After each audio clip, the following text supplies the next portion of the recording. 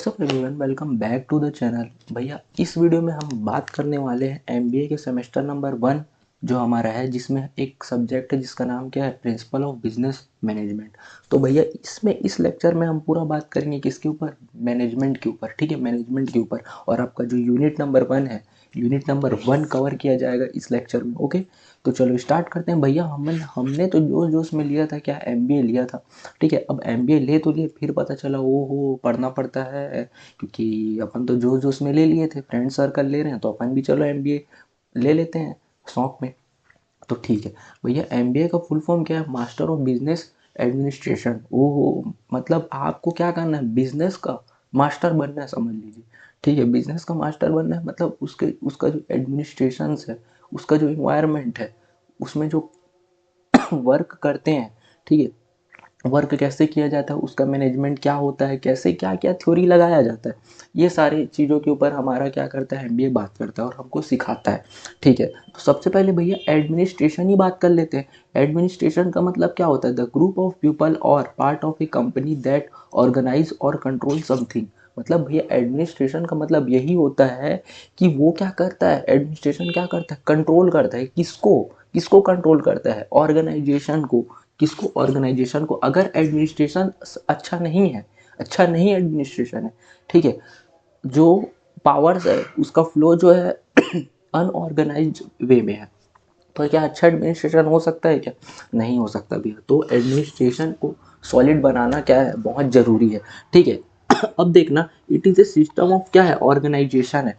अब समझना, administration strong कब बनेगा, एडमिनिस्ट्रेशन स्ट्रॉन्ग तब बनेगा जब हमारा मैनेजमेंट क्या हो, मैनेजमेंट क्या हो, बहुत अच्छा हो। मैनेजमेंट क्या हो, बहुत अच्छा हो। तो यहाँ से बच्चा पार्टी डिराइव्ड होता है, यहाँ से डिराइव्ड होता है हमारा यूनिट नंबर 1। ठीक है, जो कि जिसमें हम बात करने वाले हैं क्या, concept, scope and importance of management, principle of management और PODS CORB। ओ भैया ये क्या है, अपने को तो पता ही नहीं है, फंक्शन ऑफ मैनेजमेंट।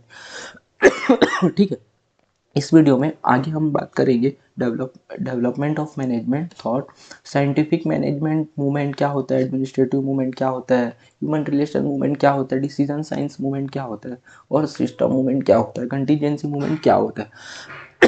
ठीक है, अपन ये सारी चीज़ों के ऊपर इस वीडियो में हम बात करेंगे।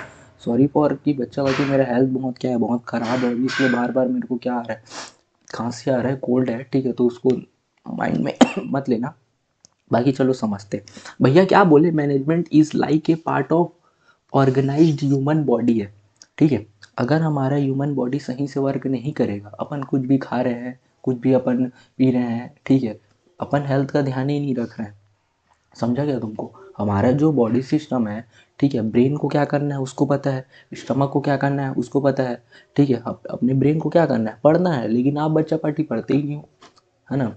भाई पेरेंट्स इतना तुम्हारे लिए वर्क करते हैं तो तुमको पढ़ना चाहिए ना। जी भैया पढ़ना चाहिए। तो मैं ये कहना चाह रहा हूँ कि हर एक बॉडी पार्ट्स का अलग अलग फंक्शन है। आइस का अलग फंक्शन है, कान का अलग फंक्शन है। ठीक है, तो वो एक ऑर्गेनाइज तरीके में, क्यों, प्रॉपर मैनेजमेंट भगवान ने करके भेजा है। तो इसी को क्या करना है, हमारे जीवन में क्या करना है, इम्प्लीमेंट करना है। ठीक है भैया, एंटिटी बोले सक्सेसफुल तब होगा, कि सक्सेसफुल तब होगा जब क्या करो, आप एडमिनिस्ट्रेटिव को क्या करो, बढ़िया से करो। एडमिनिस्ट्रेटिव को क्या करो, बढ़िया से करो। और यहाँ मैनेजमेंट लिखा होगा, ठीक है, अच्छा एंटिटी तभी बन सकता है जब आपका एक सक्सेसफुल एडमिनिस्ट्रेटिव सिस्टम होगा। ठीक है, सक्सेसफुल एडमिनिस्ट्रेटिव क्या होगा, सिस्टम होगा, सो दैट आपका जो गोल है वो अचीव होगा प्रॉपरली। तो क्या भैया इन शॉर्ट हमको ये समझ आ रहा है कि जो मैनेजमेंट है वो बहुत एक इम्पॉर्टेंट की पॉइंट है। ठीक है, हर एक ऑर्गेनाइजेशन का, बिजनेस का, एंटिटी का, कंपनी का। अब समझते हैं भैया, मैनेजमेंट मैनेजमेंट कर रहे हो, डेफिनेशन से तो चालू करो। ठीक है, डेफिनेशन से तो चालू करो। ठीक है, देखो बोल क्या रहा है, पहला डेफिनेशन पेपर में आएगा बेटा, एकदम खल्लास कर देना, इतना लिख दोगे बस। ठीक है, आपको मैं ऐसा सटीक की पॉइंट्स बता रहा हूँ, उसको बेसिस में रख के आप कोई भी बड़ी बड़ी आंसर्स लिख प्रिपेयर कर सकते हो। ठीक है, बोल क्या रहा है, management is an effective utilization of क्या है, human and material resources to achieve क्या करेगा, एंटरप्राइज ऑब्जेक्टिव। तो भैया क्या गया, अपने अपने को कुछ समझ में नहीं आया, इंग्लिश इतना भारी का है कि सुई से निकल गया, ऊपर से बाउंसर लगा एकदम तीखा वाला। तो समझना ये क्या बोल रहा है, बोल ये रहा है कि मैनेजमेंट क्या है, एंड इफेक्टिव यूटिलाइजेशन है किसका, ह्यूमन एंड मटेरियल रिसोर्सेज का। मतलब ह्यूमन रिसोर्स है और जो मटेरियल रिसोर्स है उसका आपने क्या करना है, उसका आपने क्या करना है, इफेक्टिव यूटिलाइजेशन करना है। किस में, ऑर्गेनाइजेशन में, बिजनेस में। सो दैट अगर आप जब तक सबसे इम्पोर्टेंट अगर कोई कंपनी का, कोई एंटिटी का, ऑर्गेनाइजेशन का सबसे इम्पोर्टेंट जो फैक्टर होता है वो क्या होता है, ह्यूमन रिसोर्स होता है। ठीक है, human resource plus material resource, ये दोनों को अगर आपने क्या किया, प्रॉपर यूटिलाइजेशन किया इफेक्टिव तरीके से, ठीक है, इफेक्टिव तरीके से, तो आपको क्या होगा, आपका धंधा तरक्की करेगा, बिजनेस आपका बढ़ेगा, कंपनी बढ़ेगी आपकी, सर्विस सेक्टर में आपको, टीचिंग फील्ड में, सर्विस सेक्टर में अगर आपने प्रॉपर मैनेजमेंट किया अच्छे से, डेली आपने वीडियोस बनाए, डेली आपने पढ़ाया, जो भी है, जैसा भी जिस फील्ड में आप हैं, ठीक है, आपने क्या करना है, ह्यूमन रिसोर्सेज को और मटेरियल रिसोर्स को इफेक्टिव वे में क्या करना है, यूज़ करना है। यही अपने को क्या बता रहा है, एमबीए बताता है, जिसमें मैनेजमेंट एक पार्ट है हमारा। ठीक है क्या जी भैया, ये पॉइंट तो हो गया एकदम। Management is the art of getting thing done through and with the people in formal organized group. भैया समझ में नहीं आ रहा है, इतना भारी का इंग्लिश लिखो, कुछ नहीं है बच्चा पार्टी, क्या बोल रहा है, मैनेजमेंट क्या है, गेटिंग थिंग्स डन। मतलब मैनेजमेंट क्या है, मैनेजमेंट हम करते क्यों है, मैनेजमेंट हम इसलिए करते हैं कि कोई भी वर्क को एक प्रॉपर तरीके से हम क्या कर सकें, कंप्लीट कर सकें। ठीक है, ये फॉर्मूला वही बात कर रहा है, डेफिनेशन में आई थिंक। ठीक है चलो आगे देखो, management is the art of knowing what you want to do, what you want to do, and then see that they do it in the best cheapest way। भैया क्या बोल रहा है, बाउंसर लग रहा है अपने को, समझ नहीं आ रहा है, समझो बेटा समझो। मैनेजमेंट क्या है बोल रहा है, मैनेजमेंट बोल रहा है अपन को मैनेजमेंट बताता है कि अपने को करना क्या चीज़ है, समझा क्या, प्लान है उसको करना कैसे है, एक चीज, दूसरी चीज वो प्लान को देखना है अपने को कि सरल तरीके से कैसे कर सके, इसी तो बोल रहे हैं चीपेस्ट वे बेटा, चीपेस्ट वे। समझा क्या तुमको जी भाई। Management is the coordination of all resources through the process of planning, organizing, directing, controlling, इसमें स्टाफिंग भी आता है। ठीक है, इन ऑर्डर टू अटेन क्या करेगा, स्टार्टेड ऑब्जेक्टिव। मतलब कि बच्चा पार्टी ये कहना चाह रहा है कि मैनेजमेंट आपको क्या बताता है, मैनेजमेंट आपको बताता है कि आप क्या करो, आपके पास जो रिसोर्सेस है ना, आपके पास जो रिसोर्सेस है उसका, उसमें क्या रखो, आप प्रॉपर कोऑर्डिनेशन रखो और उसका प्रॉपर यूटिलाइजेशन करो, प्लानिंग बनाओ, ऑर्गेनाइजिंग करो, डायरेक्टिंग करो, स्टाफिंग करो, कंट्रोलिंग करो, इन ऑर्डर। इन ऑर्डर क्यों बोला है, ये ऑर्डर क्यों बोला है भाई, अगर हम क्या प्लानिंग को बाद में करें, ऑर्गेनाइजिंग को पहले करें तो बात बनेगा क्या, नहीं बनेगा। डायरेक्टिंग को बाद में करें, कंट्रोलिंग पहले लगा दें, ऐसा हो पाएगा क्या, नहीं। ये क्या है, प्रॉपर ऑर्डर है, चेन है एक, इसको फॉलो करना है।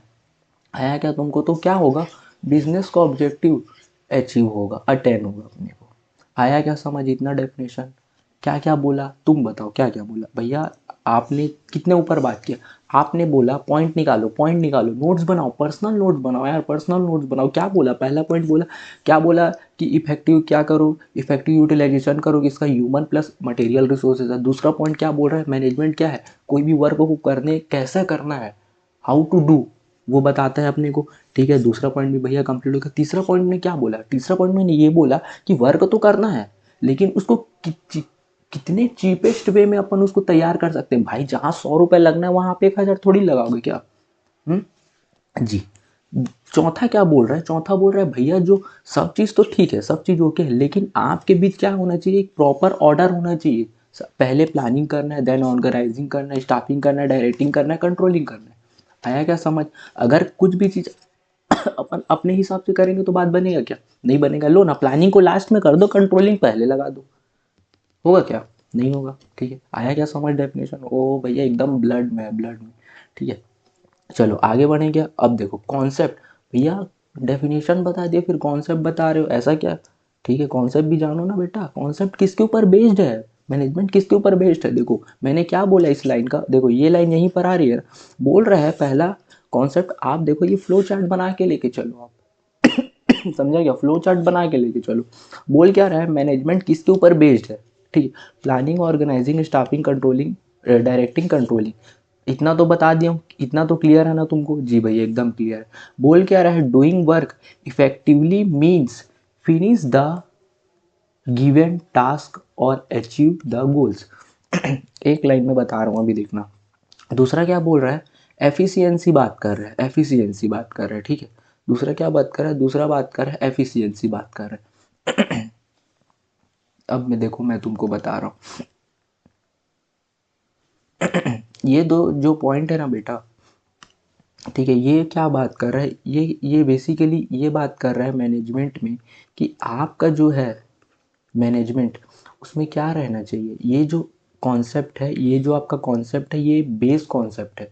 इसके हिसाब से ही आप मैनेजमेंट कर पाओगे। ये नहीं रहेगा तो आप मैनेजमेंट, अब मैंने क्या बोला, प्लानिंग को बाद में करो, कंट्रोलिंग पहले करो, बनेगा क्या?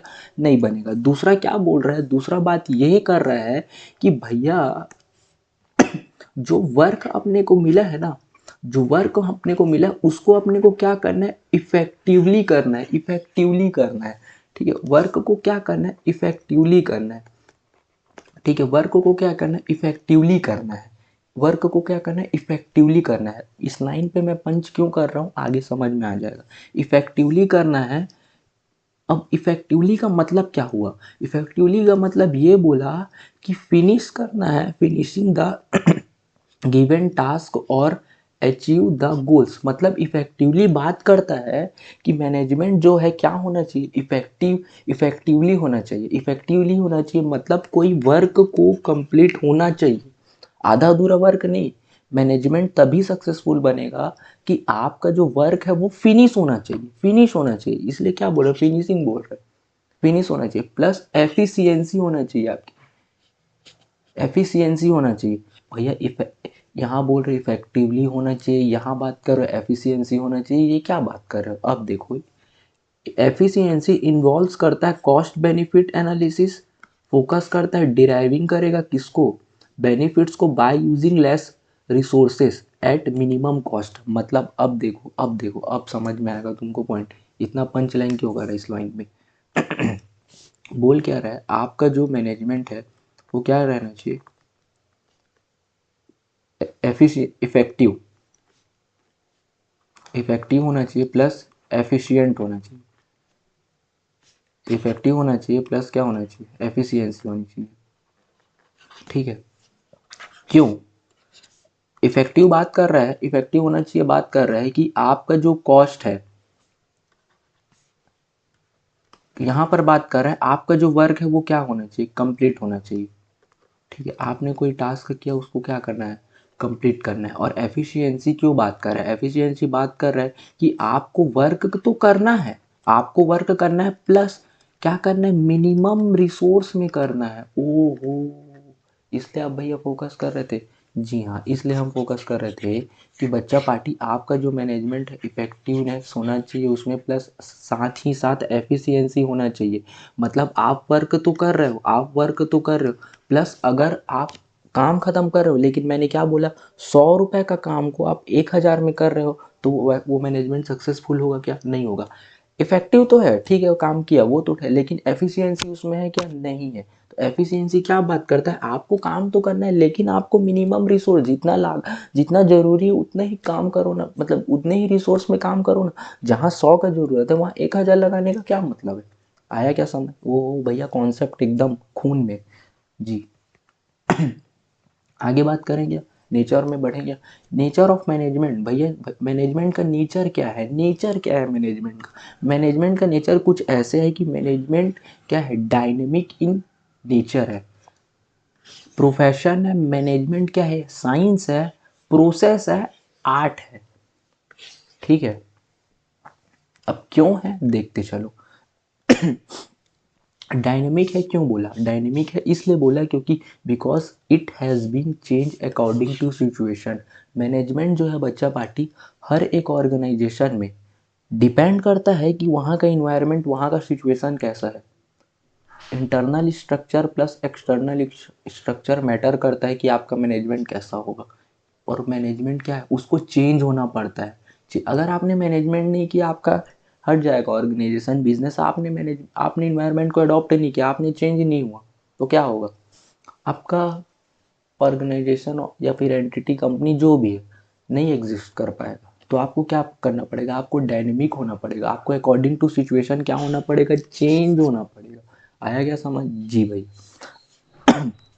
दूसरा बात क्या कर रहा है, दूसरा बात ये कर रहा है कि मैनेजमेंट क्या है, एक प्रोफेशन है, प्रोफेशन है। Profession can be defined as an an occupation backed by specialized knowledge and training in which entry is restricted। भैया मैनेजमेंट प्रोफेशन क्यों है, क्यों है, इसका आंसर बताओ। ये लाइन तो अपने सिर से जा रहा है, समझ ही में नहीं आ रहा। बोला क्या मैनेज प्रोफेशन क्या होता है, प्रोफेशन एक ऑक्यूपेशन होता है, यही बोल रहे हैं। क्यों होता है, क्योंकि इसमें क्या लगता है, एक स्पेसिफिक नॉलेज लगता है, स्पेसिफिक नॉलेज लगता है। ठीक है, अपने को क्या लगती है, ट्रेनिंग्स लगती है, ट्रेनिंग्स लगती है। और इसमें क्या होता है, एंट्री रेस्ट्रिक्टेड होता है। ये जो ऊपर में आप ये जो कोर्स कर रहे हो ना बेटा, एमबीए कर रहे हो ना, ये एमबीए क्या है, एक प्रोफेशन है। एमबीए क्या है, एक प्रोफेशन है। इसमें क्या लगता है, स्पेशलाइज्ड नॉलेज लगता है, स्पेशलाइज्ड नॉलेज लगता है। ठीक है। तो और ये मैनेज, ये जो मास्टर ऑफ बिजनेस एडमिनिस्ट्रेशन है, इसमें क्या मैनेजमेंट इसके अंदर में इंक्लूड नहीं है क्या? जी हाँ भैया, बिल्कुल इंक्लूड है। तो मैं ये कह सकता हूँ ना कि जो हमारा मैनेजमेंट है उसको करने के लिए, मैनेजमेंट को करने के लिए आपको एक स्पेसिफिक स्पेशलाइज्ड नॉलेज लगेगा, स्पेशलाइज्ड नॉलेज लगेगा। एक आपको कोड ऑफ कंडक्ट, समझ रहे हो ना कि कहाँ गया, कि मैनेजमेंट प्रोफेशन क्यों है, मैनेजमेंट प्रोफेशन क्यों, क्योंकि मैनेजमेंट को परफॉर्म करने के लिए, मैनेजमेंट को रखने के लिए, मैनेजमेंट को करने के लिए आपको क्या लगता है, नॉलेज लगता है, थ्योरी लगती है।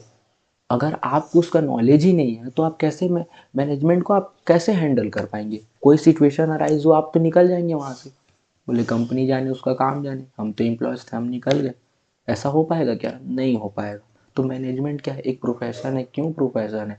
मैनेजमेंट को पढ़ने के लिए स्पेसिफिक स्पेशलाइज्ड नॉलेज आता है, ठीक है, जिसको अपने को क्या करना पड़ता है, समझ के लेना पड़ता है। जी भैया। क्या कोई भी आके रेस्ट्रिक्टेड क्यों है, कोई भी आके मैनेजमेंट परफॉर्म कर लेगा, ठीक है, कोई भी आके परफॉर्म कर लेगा, कराओ, लेबर और वर्कर से कराओ, आप मैनेजमेंट कराओ कंपनी का, कर पाएंगे क्या उन लोग? कर पाएंगे क्या? नहीं कर पाएंगे। इसलिए क्या बोला है, रेस्ट्रिक्टेड है। ओ हो भैया, क्या लाइन बता दिए, क्या लाइन बता दी। आगे बढ़े। मैनेजमेंट बोला साइंस है, क्यों है, सिस्टमेटिक बॉडी ऑफ नॉलेज है, principle are based on experimentation, universal validity. Science क्यों है, साइंस, अपन साइंस में क्या पढ़ते हैं, साइंस में, साइंस का एक स्पेसिफिक नॉलेज है, ठीक है, एक प्रॉपर सिस्टमेटिक बॉडी है नॉलेज की। जी हाँ, उसमें क्या होता है, प्रिंसिपल इंक्लूड होता है जो कि पहले से एक्सपेरिमेंट के थ्रू निकाला गया है। और वो क्या है, यूनिवर्सल क्या रहता है, एप्लीकेबल रहता है। इसलिए क्या बोल रहा है, मैनेजमेंट क्या है, साइंस है, साइंस है। आया क्या समझ? जी भैया। मैनेजमेंट क्या है, प्रोसेस है, इसको बताने की ज़रूरत है क्या, मैनेजमेंट क्यों प्रोसेस है? भैया इसमें हम planning, organizing, staffing, directing, controlling perform करते हैं, परफॉर्म करते हैं। आया क्या? जी भैया। मैनेजमेंट क्या है, आर्ट है। मैनेजमेंट क्या है, आर्ट है। क्यों आर्ट है? Because it has been based on practice and creativity. आया क्या भैया? मैनेजमेंट आर्ट क्यों है? क्योंकि बच्चा पार्टी इसलिए आर्ट है, मैनेजमेंट रिजिड नहीं है, मैनेजमेंट चेंज होता रहता है। आपने कुछ मैनेजमेंट में, सपोज आपने अगर एक थ्योरी बना दी मैनेजमेंट के ऊपर, आपने एक थ्योरी बना दी, तो आपने क्या किया, अपनी क्रिएटिविटी का यूज़ किया, आपने कुछ समझा मैनेजमेंट के इन्वायरमेंट स्ट्रक्चर को, और आपने अपने से एक थ्योरी बनाया कि नहीं, इस सिचुएशन में इस थ्योरी से हम अपने मैनेजमेंट को अच्छे से बचा के निकाल सकते हैं बाहर। आया क्या? जी हाँ भैया। तो मैनेजमेंट क्या है, प्रैक्टिस है। क्यों प्रैक्टिस है? अपन क्या करते हैं, अपन सारी थ्योरीज को इम्प्लीमेंट करते हैं प्रैक्टिकल, कि नहीं ये हुआ तो ये करके देखना चाहिए एक बार, कहीं हमारा मैनेजमेंट सुधर जाए और बिजनेस ग्रोथ कर जाए। और क्रिएटिविटी क्यों है? क्योंकि चेंज होता है ना, आप अपना दिमाग मैनेजमेंट में लगा के और अच्छा परफॉर्म कर सकते हैं। आया क्या समझ? जी भैया एकदम। जितना क्रिएटिविटी, जितना प्रैक्टिस होता जाएगा, ये क्या होगा, मोर फाइन, मोर परफेक्ट। भाई कुआं है, पानी निकालना है रस्सी से, ठीक है, तो रस्सी क्या है, पहले अपन रस्सी से निकाले, और मैंने उसमें और प्रैक्टिस क्रिएटिविटी करके मैंने क्या सोचा, भाई एक काम करते हैं, एक व्हील लगा देते हैं ऊपर में, तो क्या है रस्सी खींचने में हेल्प होगी। आया क्या समझ? ओहो भैया एग्जाम्पल भी एकदम घातक दे देते हो कभी कभी। ठीक है, जी हाँ। स्कोप की बात करें क्या? जी भैया स्कोप की बात करते हैं, मैनेजमेंट के स्कोप की बात करते हैं। देखो भैया पहले क्या था, मैनेजमेंट क्या था, बहुत थ्योरीज थी मैनेजमेंट में भी। थ्योरीज का क्या हुआ, पहले ये सब थ्योरीज के ऊपर बातें चल रही थी, निकाला जा रहा था। तो देखो मैनेजमेंट पहले कहाँ कहाँ एप्लीकेबल होता था। ये बेसिकली ये जो स्कोप की बात हुआ है ना, मैं इसको कुछ नहीं समझता। ये केवल आपको ना बुक में ना रटने के लिए डाल दिया गया है। ऐसा कुछ इसमें वो नहीं है दम। देखो क्या है स्कोप, क्या है मैनेजमेंट का, मैनेजमेंट तो हर जगह एप्लीकेबल होता है, हर जगह हर एक डिपार्टमेंट में एप्लीकेबल होता है। तो अब देखो, ग्रास रूट लेवल बोलते हैं या ट्रेडिशनल लेवल बोलते हैं, पहले क्या होता था मैनेजमेंट का मतलब अपन क्या समझ के लेते थे, production management, marketing management, HRM, human resource management और फाइनेंशियल मैनेजमेंट, इतना ही चीज़ होता है पहले पहले ना। और अभी अपन किसके ऊपर बात करते हैं, purchase management, distribution management, time management, supply chain management, environment management, office management. तो सोच रहे हो मैनेजमेंट कितना ब्रॉड है, इतनी सारी जगह में इसका एप्लीकेबल एप्ली मतलब इतने सारे जगह ये अप्लाई होता है। एप्लीकेबिलिटीज़ का देख रहे हो कितना ज़्यादा है। जी भैया, तो स्कोप तो आप अपने मन से लिख सकते हैं, जो भी, इसको समझाने का कोई वो नहीं है। मैनेजमेंट तो सारी जगह एम्प्लॉय होता है, स्कूल से लेके कंपनी तक मैनेजमेंट अप्लाई होता है। तो स्कोप तो इसका बहुत ब्रॉड है। ठीक है, अब भैया मैनेजमेंट जो है इतना इंपॉर्टेंट क्यों है, मैनेजमेंट इतना इंपॉर्टेंट क्यों? A business organisation attain top position only because of quality of management.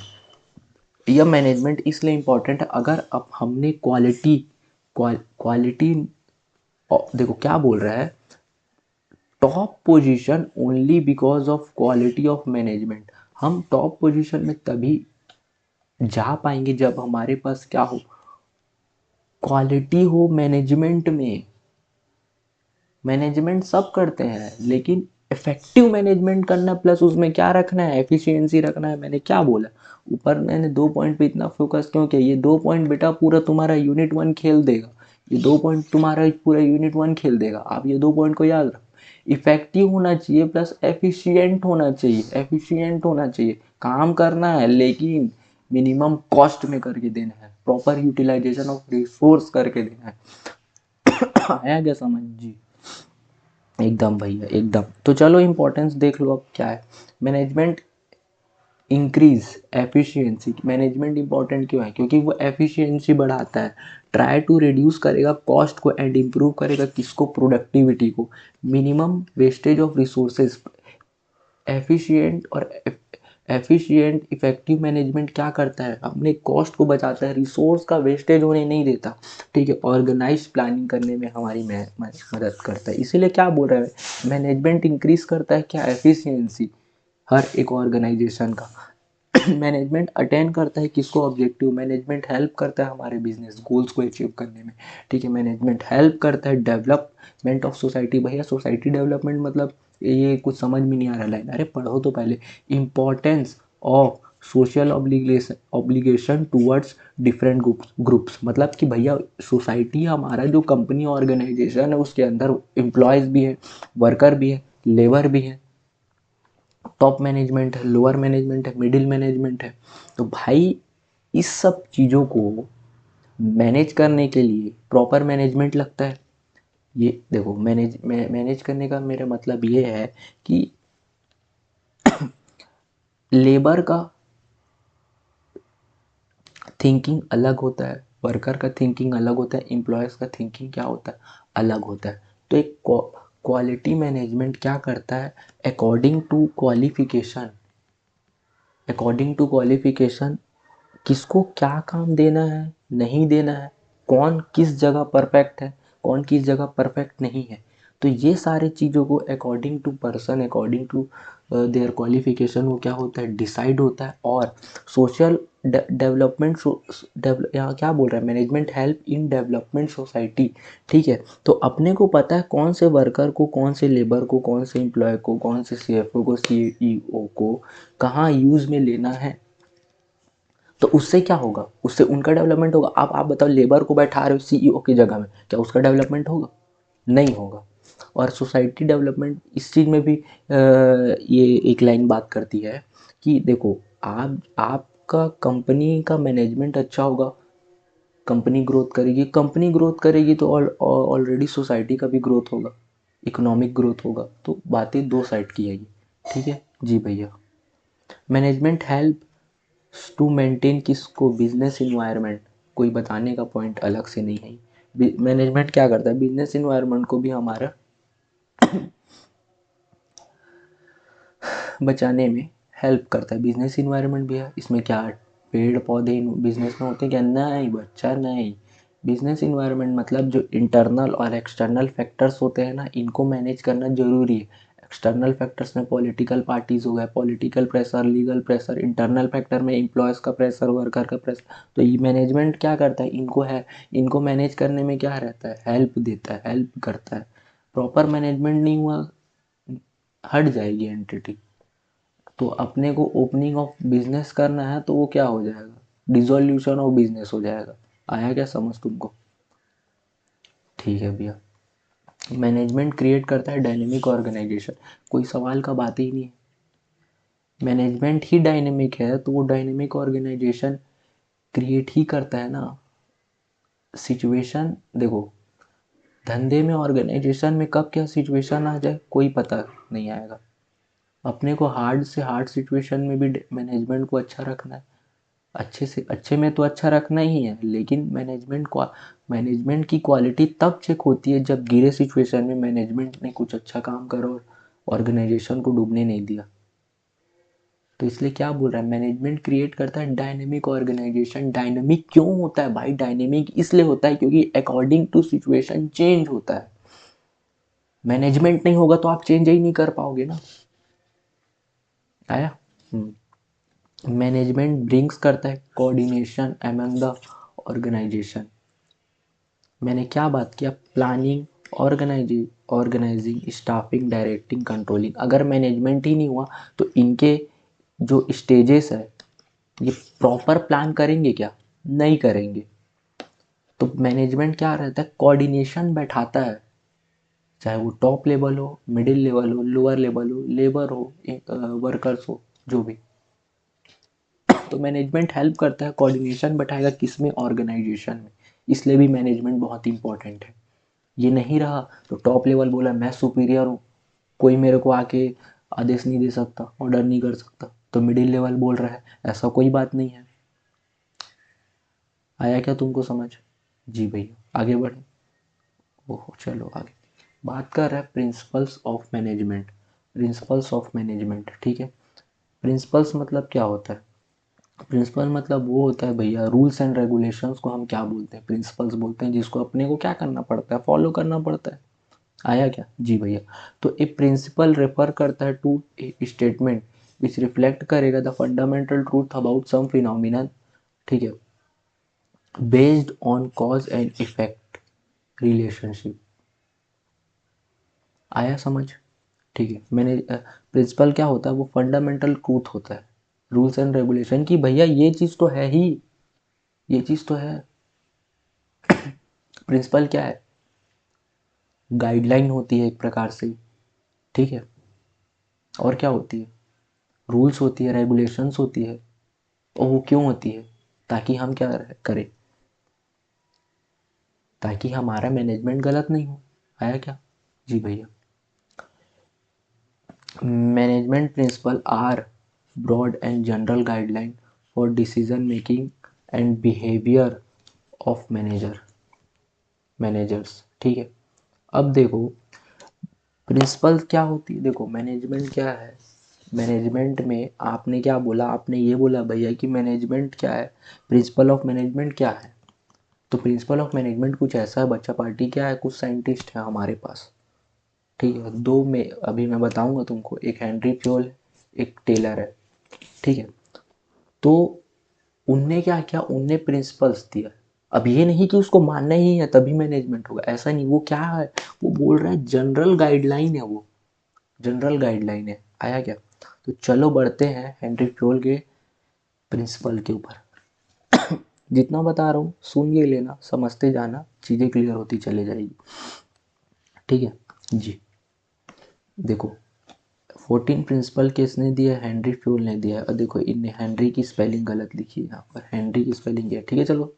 देखो division of work, authority and responsibility, discipline, unity of command, unity of direction, subordination of individual interest to general interest, remuneration of employ, centralization decentralization, scalar chain, order, equity, stability of personnel, initiative और spirit डिको।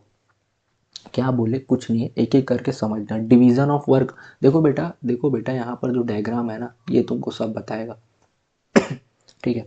Division of work, division of work क्यों जरूरी है। एक बोलेगा मैं ही नेता हूँ, मैं ही सब काम कर लूंगा, कंपनी का मैं हूँ, ओनर हूँ, मैं ही सब काम कर लूंगा, चलेगा क्या। डिवीजन ऑफ वर्क करना पड़ेगा क्या उसको। जी हाँ भाई, आपको घर बनाना है, एक ठेकेदार आके बोलेगा मैं सब चीज़ कर लूंगा, काम बन जाएगा क्या, नहीं बनेगा।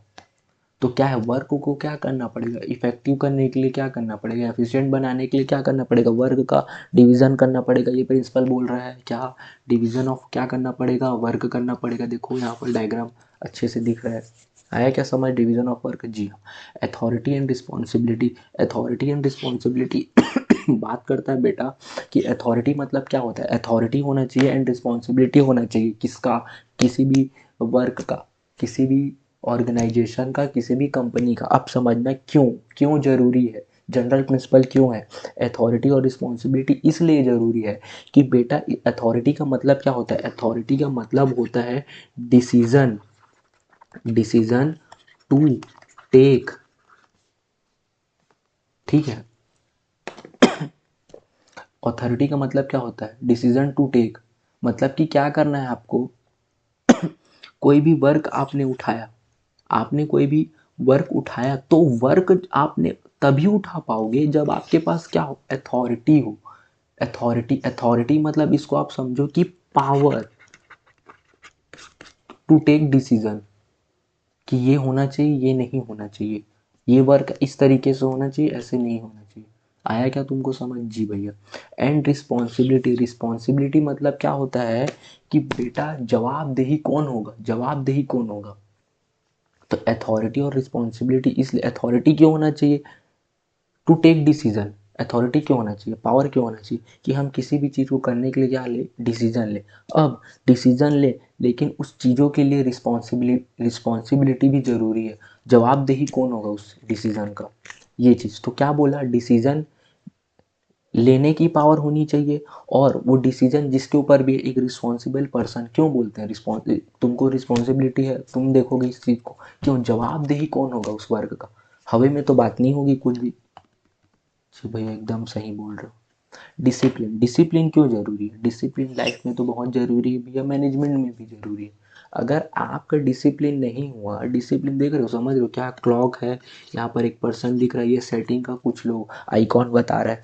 तो देखो बेटा क्या है, हर मैनेजमेंट में, हर जीवन आपके लाइफ में डिसिप्लिन बहुत ज़रूरी है। वर्क सुबह कंपनी खोलने का टाइमिंग 9 बजे, आ रहे हैं 10 बजे,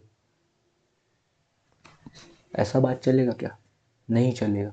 हमको एक सिस्टम को फॉलो लेके चलना पड़ेगा, एक डिसिप्लिन के साथ अपने को आगे बढ़ना पड़ेगा। कुछ भी अनऑर्गेनाइज्ड तरीके से हम करेंगे, ऐसा है वैसा है, तो क्या चलेगा मैनेजमेंट अच्छे से, नहीं चलेगा भैया। आगे बढ़े, unity of command, unity of command इतना इंपॉर्टेंट है कि यूनिटी ऑफ कमांड नहीं हुआ तो आपका बिजनेस बेटा, ऑर्गेनाइजेशन, एंटिटी चला गया। यूनिटी ऑफ कमांड ये बात करता है कि जो आपका वर्क है या आपका जो टास्क है, वो एक के थ्रू आना चाहिए, एक सिंगल पर्सन के थ्रू आना चाहिए, 10 लोग नहीं होना चाहिए कमांड करने वाले। तुम ऐसा नहीं करोगे, तुम ऐसा करोगे, ये ऐसा नहीं करेगा, वैसा करेगा, ऐसा चलेगा क्या, नहीं चलेगा भैया। आप क्या बोलो, आप बोलो कि देखो आप ठीक है, मेरे को काम देना है दो, लेकिन काम एक साइड से है, 10 लोग ये तू ये भी कर ले, तू वो भी कर ले, बात चलेगा क्या, नहीं चलेगा। तो यूनिटी ऑफ कमांड बहुत इंपॉर्टेंट है, ठीक है। यूनिटी ऑफ डायरेक्शन, देखो यूनिटी ऑफ डायरेक्शन मतलब वही बात हो गया ना कि एक जिस अपने को एक सिस्टम के साथ एक डायरेक्शन में अपने को क्या करना है, आगे बढ़ना है। 10 तरीका नहीं होना चाहिए जाने का। तो भैया यूनिटी ऑफ कमांड में क्या हो रहा है, यूनिटी ऑफ कमांड में जो ऑर्डर है, जो मतलब जो बोला जाए कि जो पावर है वो एक इंसान के पास है, जो आपको क्या करेगा, आपको जो है आदेश कर सकता है। और यूनिटी ऑफ डायरेक्शन क्या बात कर रहा है, यूनिटी ऑफ डायरेक्शन ये बात कर रहा है कि आपके जो एम्प्लॉयज़ हैं, आपने जो टास्क दिया उसको क्लियर विजन पता रहे कि क्या बोलते हैं, मेरे को इस गोल को, इस लक्ष्य को अपने को पाना है।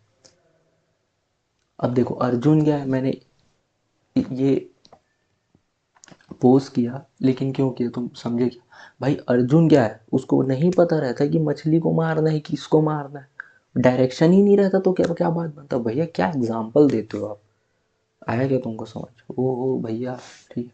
Subordination of individual interest to general interest, तो ये बात कर रहा है कि देखो बेटा, एम्प्लॉयज़ भी आपके पास है, प्लस वर्कर भी आपके पास है, लेबर भी आपके पास है, तो सबका पर्सनल इंटरेस्ट होता है। तो आपको ऐसा इन्वायरमेंट ऐसा बना के लेके चलना है कि जो उनका इंडिविजुअल इंटरेस्ट है वो जनरल इंटरेस्ट में रहे, वो एक चीज़ के लिए वर्क करे। आया क्या समझ?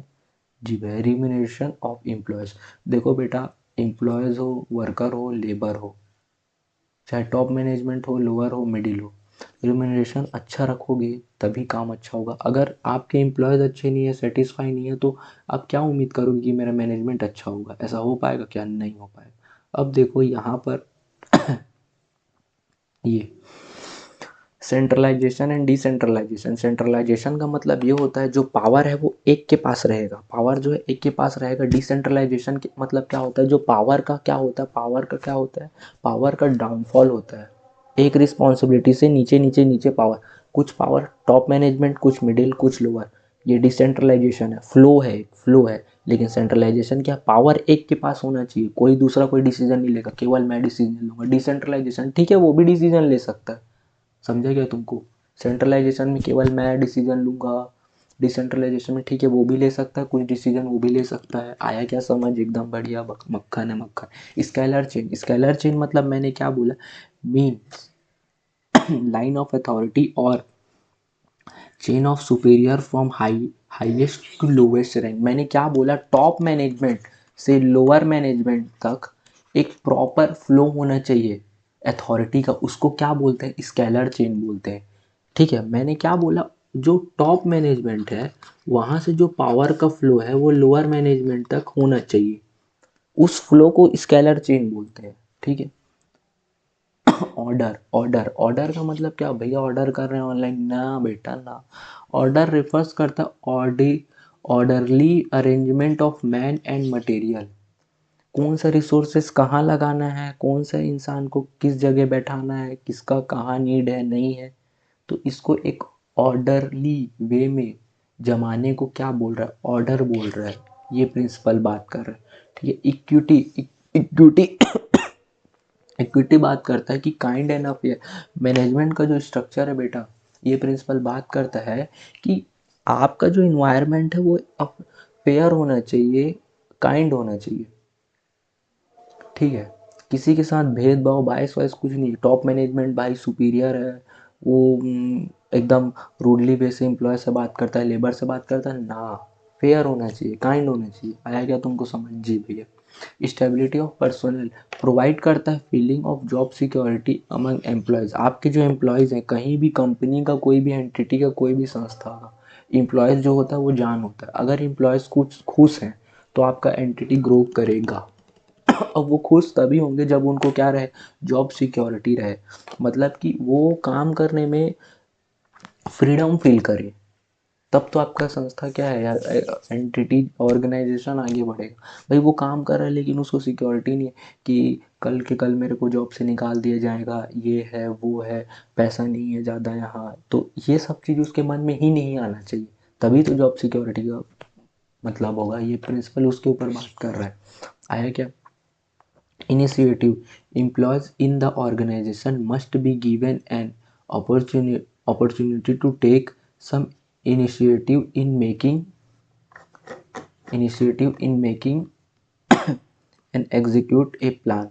Welcome to suggestion and ideas of employees। मतलब इनिशिएटिव बात करता है बेटा कि कोई भी एम्प्लॉयज़ है, चाहे टॉप लेवल के एम्प्लॉयज़ हो, चाहे लोअर लेवल के। टॉप लेवल में तो हालांकि आपके CEO CFO लोग होते हैं।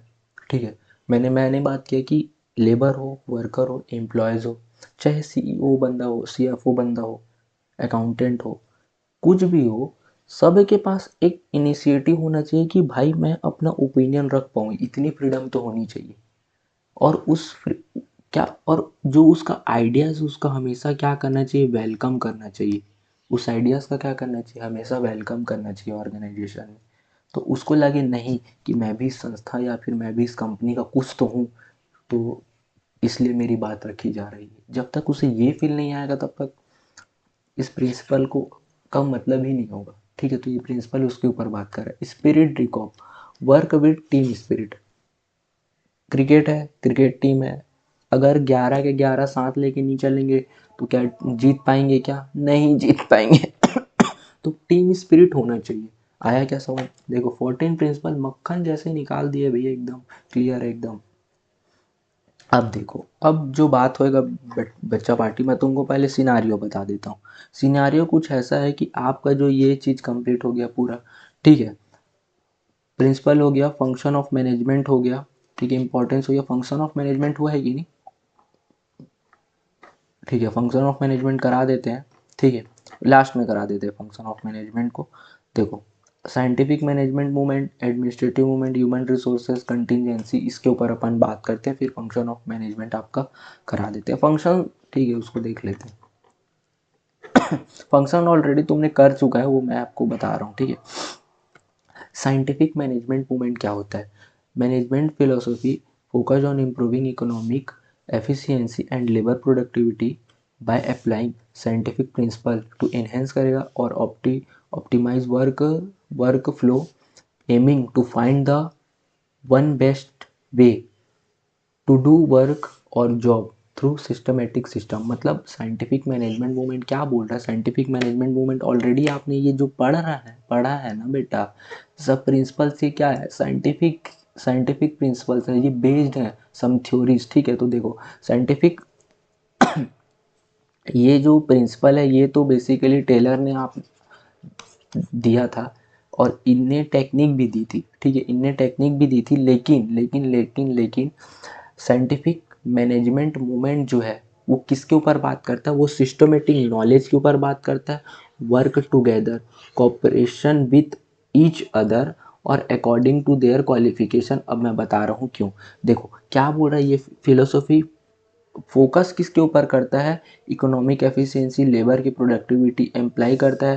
देखो, scientific principle to analyse and optimise work flow, aiming to find the one best way to do work और जॉब थ्रू सिस्टमेटिक सिस्टम। अब देखो, साइंस क्या बोल रहा है? Science not rule of thumb, harmony not discorded, cooperation not individualism, और development of worker to their greatest efficiency and prosperity. तो देखो, ये जो प्रिंसिपल है बेसिकली क्या बोल रहा है, आपको क्या लगेगा, आपको सिस्टमेटिक नॉलेज लगेगा। दूसरा क्या बोल रहा है, हार्मोनी नॉट डिस्कॉर्डेड का मतलब बात कर रहा है वर्क टुगेदर, कि अपने को काम करना है सबको साथ में लेके, हार्मोनी खत्म नहीं होनी चाहिए, ठीक है, अपने को काम करना है, संस्था या कंपनी को या बिजनेस को आगे बढ़ाना है, तो ये होना चाहिए मन में, ठीक है। कॉपरेशन साथ में बना के लेके चलना है। देखो, कॉपरेशन नहीं करोगे, इस एम्प्लॉयज़ का उस एम्प्लॉय से झगड़ा, ये सब चीज़ नहीं चलता भाई, कंपनी या ट्रस्ट में या आपके ऑर्गेनाइजेशन में, ठीक है। म्यूचुअल अंडरस्टैंडिंग होनी चाहिए, म्यूचुअल अंडरस्टैंडिंग, हम दोनों में आपसी जो अंडरस्टैंडिंग है वो क्लियर होनी चाहिए। तो ये प्रिंसिपल्स उसके ऊपर बात कर रहा है। और development of worker their greatest efficiency and prosperity according to their situation, उनको वर्क मिलना चाहिए और उनकी जो सैलरी है और जो भी उनका क्वालिफिकेशन उसके हिसाब से उनको पोस्ट देनी चाहिए और उनको लगाना चाहिए उस जगह में, इसलिए स्टाफिंग ज़रूरी है, ठीक है। तो क्या बोला ये प्रिंसिपल साइंटिफिक मैनेजमेंट मूवमेंट क्या बात कर रहा है? ये बात कर रहा है कि आपने क्या करना है, आपने जो साइंटिफिक थ्योरीज है, ठीक है, उसको, और साइंटिफिक जो प्रिंसिपल्स है उसको अप्लाई करना है, ठीक है। लेबर प्रोडक्टिविटी बात कर रहा है, ठीक है। और देखो, सिस्टमेटिक नॉलेज है, मतलब इन शॉर्ट ये साइंटिफिक मैनेजमेंट मूवमेंट ये बात कर रहा है कि प्रिंसिपल को आपको जो है उसको अप्लाई करना है, देखना है कि किसके ऊपर फोकस करना है, नहीं करना है, वर्कर की प्रोडक्टिविटी, है ना। ये जो लास्ट लाइन में क्या बात हुआ, अकॉर्डिंग टू देयर क्वालिफिकेशन उनको पोस्ट अलॉट करना है। आया क्या समझ तुमको? ठीक है भैया। एकदम क्लियर है। एडमिनिस्ट्रेटिव मूवमेंट मैनेजमेंट क्या होता है? Administrative movement management focus and creating rational efficient organizational structure through through clear hierarchy. Hierarchy का मतलब क्या होता है भैया? हिरार्की का मतलब होता है कि जो एडमिनिस्ट्रेटिव होता है उसमें जो मैनेजमेंट होता है, या जो अपन ने बात किया था ना स्केलर चेन, स्केलर चेन में क्या हो रहा था? अथॉरिटी का डिस्ट्रीब्यूशन हो रहा था, मतलब डिसेंट्रलाइजेशन ऑफ पावर हो रहा था। एक पर्सन कुछ पावर होल्ड करे, उसके नीचे कुछ पावर होल्ड किया, उसके नीचे कुछ पावर होल्ड किया। तो देखो, तो बात क्या हो रहा है? एडमिनिस्ट्रेटिव मतलब क्या होता है? एडमिनिस्ट्रेटिव का मतलब क्या होता है? एडमिनिस्ट्रेशन उसमें क्या हो, जो मैनेजमेंट हो उसको, उसमें का मैनेजमेंट कैसा होना चाहिए? हिरार्की, क्लियर हिरार्की होनी चाहिए। जो पावर का फ्लो है डाउन डाउन साइड में, वो क्लियर होना चाहिए। ऐसा नहीं कि हमारे पास ज़्यादा पावर है, उसके पास कम पावर है, तो वो आके बोल रहा है नहीं मेरे पास ज़्यादा पावर है, तेरे पास कम पावर है। ये सब चीज़ नहीं चलता मैनेजमेंट में। तो ये क्लियर हिरार्की होनी चाहिए। लोगों को पता होना चाहिए कि मेरी क्या अथॉरिटी है यहाँ, या फिर ऊपर वाली की क्या अथॉरिटी है, या नीचे वाले की क्या अथॉरिटी है। ठीक है जी भैया। की कंपोनेंट और कॉन्सेप्ट देखो, division of work, authority and responsibility जिसका मैंने बात किया, स्केलर चेन का भी मैंने बात किया, unity of command, unity of direction, centralization, order. तो ये क्या है? फ्यूल्स के प्रिंसिपल में ऑलरेडी अपन ने कंप्लीट कर चुका है। देखो, तो हो गया ना कंप्लीट तुम्हारा? जी भैया, एक तीर से दो निशाना मार दिए, मार दिए। ह्यूमन रिलेशन मूवमेंट क्या होता है? फोकस करता है structure efficiency to importance of social and psychological factor like satisfaction relationship, social needs, satisfy business structure, motivation etcetera. भैया लाइन कुछ समझ में नहीं है अपने को क्या बोले। देखो, जो ह्यूमन रिलेशनशिप मूवमेंट है वो बात करता है, देखो, साइकोलॉजी फैक्टर के ऊपर, सोशल फैक्टर के ऊपर। मतलब कि मैं ये कहना चाह रहा हूँ कि अपने को जो ह्यूमन रिलेशन मूवमेंट होता है, इस थ्योरी के थ्रू अपने को ये समझना चाहिए कि हमारे एम्प्लॉयज़ की नीड क्या है। हमारे एम्प्लॉयज़ की कुछ नीड होती है, जॉब सिक्योरिटीज़ होती है, उसको अपने को देना है, उसको प्रॉपर मोटिवेट करके रखना है। ठीक है, उसका रिलेशन जो है वो अच्छा होना चाहिए ऑर्गेनाइजेशन के प्रति, बिजनेस के प्रति। तो ये थ्योरी इसके ऊपर बात करती है। ठीक है, वो सेटिस्फाई होना चाहिए, वो सेटिस्फाइड होना चाहिए वो अपने काम को लेके। ठीक है, कि नहीं मेरे से अगर 1,000 रुपये मेरे को दिया जा रहा है तो वो 1,000 मेरे प्रॉपर काम का दिया जा रहा है। या फिर ऐसा नहीं होना चाहिए मैं काम ज़्यादा कर रहा हूँ मेरे को पेमेंट कम दे रहे हैं, ऐसा कुछ नहीं होना चाहिए।